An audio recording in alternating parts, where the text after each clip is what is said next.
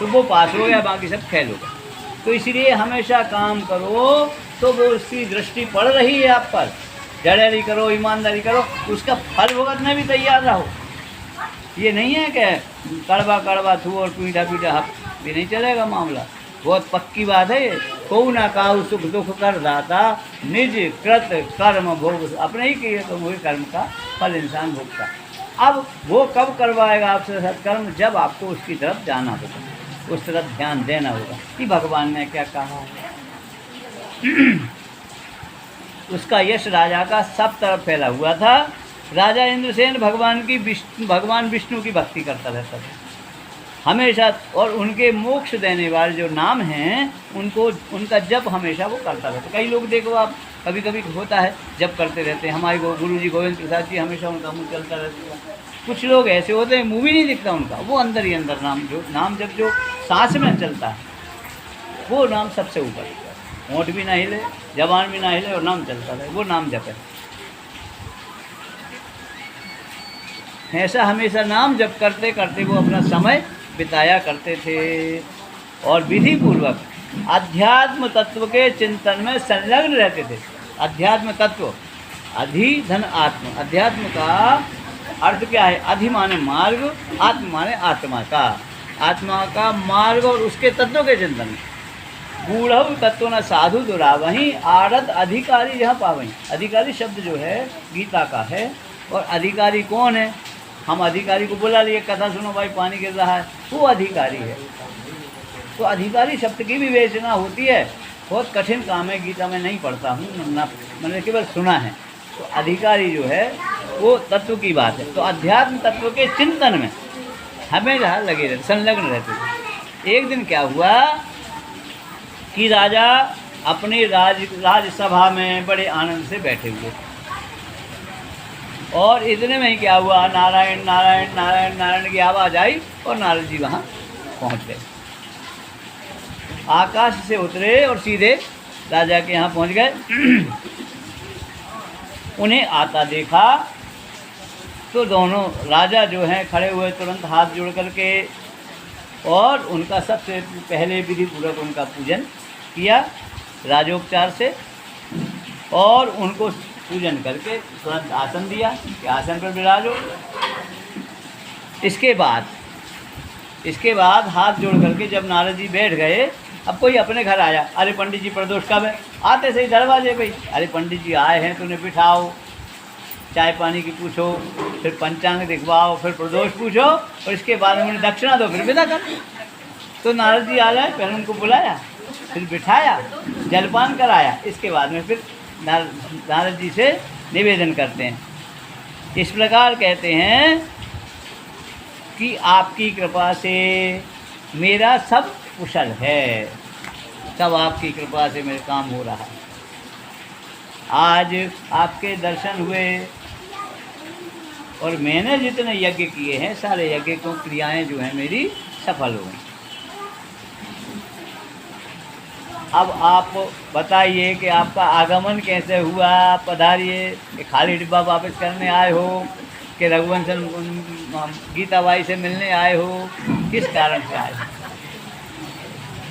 बताइए। आप नारद जी से पूछ रहे हैं राजा। नारद जी आगे कहते हैं कि नृपश्रेष्ठ सुनो, मेरी बात तुम्हें आश्चर्य में डालने वाली है। अब तुमने पूछा है कि कैसे पधारे आप, तो मैं जो बात कर रहा हूँ आप आश्चर्य में पड़ जाओगे। मैं जो हूँ ब्रह्मलोक में गया, और ब्रह्मलोक से कहाँ, यमलोक में पहुँचा। मुझे तो घूमना है, सुबह सुबह 6:30 से 7 के बीच में मुझे घूमना है। ऐसे ही नारद जी जो है घूमते ही रहते हैं। मैं भी 6 से 6:30 के बीच में इस मोहल्ले में कहीं ना कहीं में चला जाता हूँ। स्वभाव है मेरा, पैदल घूमने का मुझे समय नहीं। ब्रह्मलोक से निकला मैं और यमलोक में पहुंचा, और वहाँ एक श्रेष्ठ आसन पर मुझे जैसे तुमने बिठाया, ऐसे यमराज ने भी पधारो महाराज। क्यों? कि वो पत्रकार थे, उस समय के पत्रकार नारद जी रहे हैं। सब खबरें जो हैं इधर की उधर वही भेजते थे। लेकिन नारद जी के बारे में जो गलत प्रचार है वो ये है कि किसी के घर में लड़ाई हो रही हो ना, तो कहने लगा आज नारद जी आ गए। उनका उपहास है, उनका मजाक है, ये बात नहीं है। नारद जी हमारे हमेशा कल्याण की बात करते हैं सबकी। तो वहाँ भैया राजन मेरी यमराज ने भक्तिपूर्वक मेरी पूजा की, जैसे आपने की उससे अच्छी यमराज ने की। उस समय यमराज की सभा में क्या हुआ था? यमराज की सभा में बताओ नारद जी। राजी चुप हो गए। सस्पेंस पैदा करना है तो थोड़ी सी बात कह के जरा रुक जाओ। नारद जी चुप हो गए। अरे राजा बोले, अरे साहब आगे तो बताओ क्या हुआ, वहाँ क्या देखा आपने? मैंने तुम्हारे पिताजी को भी वहाँ देखा था। यमराज के यहाँ मेरे पिताजी को?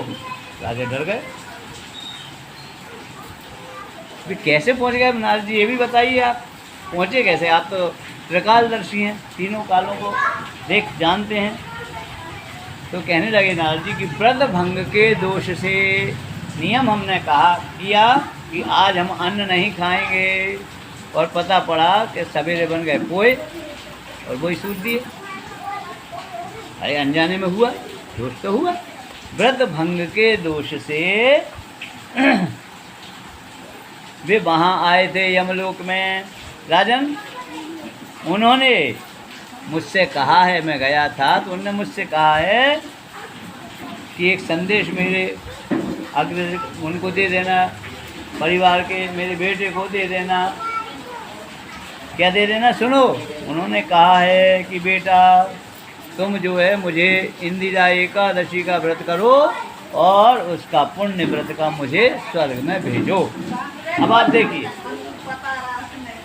अरे भैया चुपचाप बैठ जा बच्चों, अभी प्रसाद बटेगा थोड़ी देर में। हाँ, पुण्य अपन देखिए आप, अब उसकी प्रक्रिया हो गई है ना। आजकल मोबाइल से आप विदेश में कहीं भी भेज दो पैसा, तो आप पुण्य भी भेज दो। अपने सुपारी का संकल्प का क्या सिद्धांत है?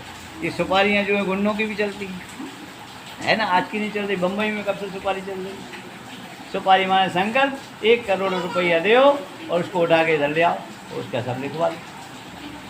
तो ये जो है इस तरह का उनके पूर्वजों ने, उनके पिताजी ने भेजा राजा के नारद जी को संदेशा कि भैया इंदिरा एकादशी का व्रत करो और उसका पुण्य जो है, क्योंकि स्वर्ग में यम लोग वहाँ कोई कुछ नहीं हो सकता, पुण्य जो है इसी संसार में होता है। इसलिए ध्यान रखो, अपन अभी जब तक जिंदा है ना, खूब पाप पुण्य जो कुछ करना करो। पाप भी करो, अगर फल चाहिए तो पाप का हो जाते हैं, अनजाने में भी ना हो, कोशिश करो। जान करके और अनजाने सबका फल मिलता है, ये पक्की बात समझना।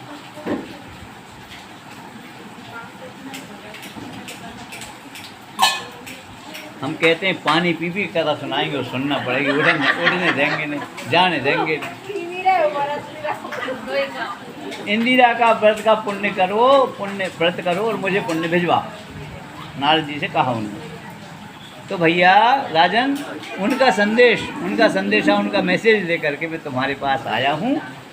राजन अपने पिता को नरक से छुड़वा करके अगर स्वर्ग लोक में तुमको पहुँचाना है, अब आज के मोड़ा मोड़ी तो क्या करें भगवान जाने, क्यों उमदा बने रंधों ने भाई। कोई हमारे जैसे मोड़ा मोड़ी को भेजता ना, उमदा उनने हमें हिस्सा नहीं दिया ना हमें कुछ दे गए, इसी रंधों ने भाई रिजर्वेशन और करा देंगे आगे तक का। लेकिन उस समय के नहीं थे तो बाकी धर्मात्मा लोग, इस समय पापात्मा ज़्यादा बहुमत जो है। स्वर्ग लोक की अगर प्राप्ति कराना चाहते हो अपने पिता को, तो भैया इंदिरा एकादशी का तुम व्रत करो, जो कुंवार के महीने में कृष्ण पक्ष में श्राद्ध पक्ष में पड़ती है। अब गेल बताओ और आगे चलो। राजा कहने लगे गेल बता रहे हो तुम, प्रस्ताव भी आगे चलो, हम चलते रहेंगे तुम्हारे पीछे। राजा कहते हैं भगवान कृपा करके आप बताइए कि इंदिरा एकादशी का व्रत कैसे करना है, क्या करना है, हमारे पिताजी कैसे यमराज के बंधन से मुक्त होंगे, किस पक्ष में, किस तिथि में और किस विधि से। पक्ष, तिथि और विधि बताइए कैसे करना है। नारद जी फिर कहते हैं सुनो राजन, मैं तुम्हें इस व्रत की शुभदायक विधि बतलाता हूँ। क्या विधि है? कुंवार के महीने में कृष्ण पक्ष में दशमी के उत्तम दिन को श्रद्धा, दशमी माने एक दिन पहले से प्रारंभ होता है। श्रद्धा युक्त चित्त से प्रातः काल स्नान करे। सबसे पहले श्रद्धा होना चाहिए मन में, क्योंकि श्राद्ध पक्ष तो श्रद्धा से श्राद्ध बना है। आपके मन में श्रद्धा है अगर पिताजी के प्रति, तो एक दिन पहले दशमी से व्रत शुरू होगा। प्रातः काल स्नान करे, फिर मध्याह्न काल जब आ जावे तब स्नान करके दोबारा से एकाग्रचित्त हो करके एक समय भोजन करे अच्छी तरीके। जिसको एकादशी का फल चाहिए, गलती से कहीं पहुंच गए हो यमराज के यहाँ, पितृदोष महाराज ने बताया हो हैं, तो जहाँ तो हम करवाएंगे अनुष्ठान, जब रज्जन महाराज से कुंडली दिखवा के, जब तक ये जो है ना स्पेशल है विशेष। एक समय भोजन करे दशमी के दिन, और रात्रि में भूमि पर सोए, जमीन पर सोए, पलंग पे ना सोए। अब दिक्कत है, कमर और दुखती हो, थोड़ा गद्दा वद्दा बिछा ले। रात्रि के समय क्या करे, निर्मल प्रभात होने पर ब्रह्म मुहूर्त आवे, जब 4-1 बजे करीब, 4-5 बजे एकादशी के दिन, अगला एकादशी का दिन पड़ेगा, दातून मंजन करके, अब दातून तो है ही नहीं, पेड़ ही नहीं बचे, पेड़ सब काट डाले। हमने भी अभी एक इसका पेड़ काट दिया, कनेर का, ये मुनगा का कटेगा, नीम का छाँटेंगे, नीम का ऐसे ही इजोड़ बिजोड़ हो रहा है, उसको ज़रा सिलन कर दबा देंगे आस पास। भूमि पर सोना हो गया, सुबह उठे 11 के दिन, तैयार हो, मुँह हाथ धो, अपना मंजन करो।